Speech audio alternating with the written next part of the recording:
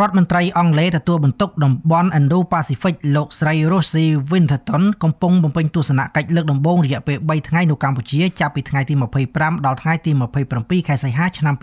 2026ក្នុងអំឡុងពេលទស្សនកិច្ចនេះលោកស្រី Winterton នឹងអំពាវនាវឲ្យមានកិច្ចសន្ទនាដោយសន្តិវិធីអំពីចំនួនព្រំដែនកម្ពុជាថៃនេះបើតាមសេចក្តីប្រកាសព័ត៌មានរបស់ស្ថានទូតចក្រភពអង់គ្លេសនៅថ្ងៃអង្គារទី25សីហាលោកស្រី Rosie Winterton រដ្ឋមន្ត្រីអង់គ្លេសទទួលបន្ទុកតំបន់ Indo-Pacific ត្រូវធ្វើដំណើរទស្សនកិច្ចទៅកាន់ខេត្តសៀមរាបនិងខេត្តឧត្តរមានជ័យខេត្តឧត្តរមានជ័យជាទីដែលជនភៀសនិកខ្មែរកំពុងស្នាក់នៅជំរុំបណ្ដោះអាសន្នបន្ទាប់ពីមានការប្រយុទ្ធគ្នាក្នុងចំនួនព្រំដែនកម្ពុជាថៃកាលពីពេលកន្លងទៅក្នុងទស្សនកិច្ចទៅកាន់ជំរុំជនភៀសនិកខ្មែរលោកស្រី Rosie Winterton នឹងពិនិត្យមើលកម្មវិធីអប់រំដែលទទួលបានការឧបត្ថម្ភពីចក្រភពអង់គ្លេសបន្ទាប់មកលោកស្រីនឹងវិលមកកាន់ទីក្រុងភ្នំពេញដោយក្រុងជួបលោកនាយករដ្ឋមន្ត្រីហ៊ុនម៉ាណែតនិងមន្ត្រីរដ្ឋាភិបាលកម្ពុជាដើម្បីពិភាក្សាអំពីការធ្វើពាណិជ្ជកម្មការវិនិយោគការអភិវឌ្ឍនិងបញ្ហាសិទ្ធិមនុស្សបើតាមសេចក្តីប្រកាសព័ត៌មានរបស់ស្ថានទូតចក្រភពអង់គ្លេសទស្សនកិច្ចរបស់លោកស្រី Rosie Winterton នៅកម្ពុជាពេលនេះជាការគូសបញ្ជាក់ពីការគាំទ្ររបស់អង់គ្លេសក្នុងការរក្សាសន្តិភាព